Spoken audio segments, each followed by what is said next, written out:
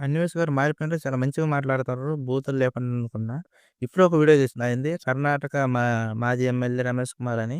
అది అతను అపశబ్దకరంగా చేసిన వ్యాఖ్యలు మానభంగం జరిగేటప్పుడు ఇలా సంథింగ్ సంథింగ్ అని చెప్పి తను వ్యాఖ్యలు చేసిండనమాట.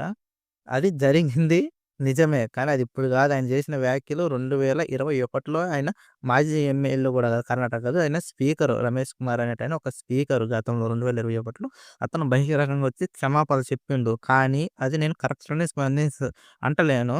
అతను అన్నాడు. ఈయన చెప్పింది ఇప్పుడు వైరల్ అయితున్న న్యూస్‌కి ఆయన వివరం లేకుండా ఆయన ఇష్టం వచ్చినట్టు ఏదో నేను మహిళలకి సాయం చేస్తున్నట్టు అది ముందు న్యూస్ తెలుసుకోండి.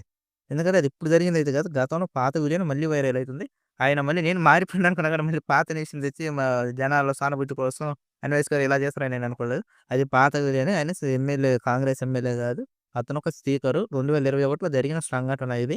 దానివల్ల అతను క్షమాపణ చెప్పిండంట.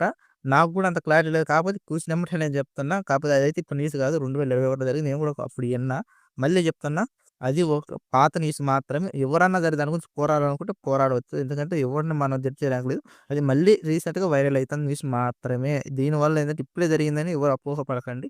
ఆయన అన్వేష్ గారు ఏదో సమాజాన్ని ఉద్ధరిద్దామని జెప్పి ఏదో పాత న్యూస్ ఇప్పుడు వైరల్ అయితున్నదికి ఇవ సరిగ్గా తెలుసుకోకుండా ఇష్టం వచ్చినట్టు మాట్లాడుతూ నేను మారిపోయిండేమో అనుకున్నా. ఎందుకంటే ఆ వీడియోలో తిట్టలేదు. బూతులొస్తున్నాయి అది అంటుండు, ఇది అంటుండు. కాకపోతే అక్కడ నిజమైన సంఘటన ఏందంటే అతను ఒక స్పీకర్ అయ్యుండి అతను మాట్లాడడం. ఇట్లా మానభంగాలు జరిగేటప్పుడు మీరు ఇలా ఉండి ఎంజాయ్ చేయాలి గానీ, అది ఇది అని చెప్పి మాట్లాడటం నాకు గూడా అది చెప్పడం అంత ఇష్టం లేదు. అందుకే నేను కట్ చేసి మొత్తం అని చెప్పేస్తున్నా. మళ్ళీ చెప్తున్నా అది పాత వీడియో 2021లో వచ్చిన వీడియో మళ్ళీ దాన్ని వైరల్ చేస్తున్నారు. ఇది కొత్త న్యూస్ అయితే కాదు. ఎవరు భయపడాల్సిన అవసరం అయితే లేదు. ఎందుకంటే ఇలాంటి సంఘటన ఒకటి జరిగిందని చెప్పి మనం తెలిసి తెలియని నాలెడ్జ్ అలాంటి వాళ్ళు చెప్తారు గదా!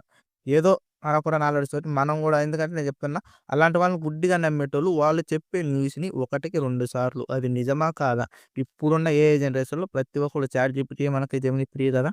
పోయి ఒకసారి కనుక్కోండి లేదా గూగుల్‌లో కొట్టండి. అది ఎప్పుడు జరిగిన న్యూస్ అనేది మీకు తెలిసిపోద్ది. అతని పేరు కొడితే వచ్చేస్తది. So, bye.